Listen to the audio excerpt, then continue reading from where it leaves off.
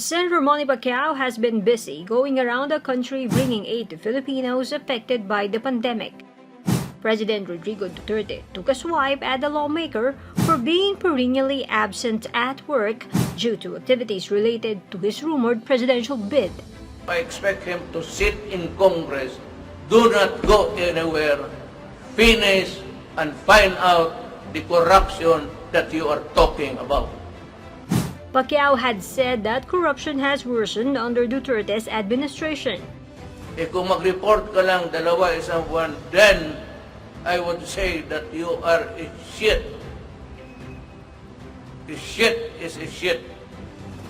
Magtrabaho ka, hiningi mo yan, nandyan yung mga papel, start investigating, do not go elsewhere.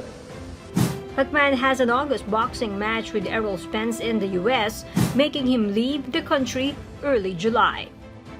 Comply first with your duty as a senator. Tapusin mo yan, nandyan yung mga papeles. Huwag kang pa-absent-absent.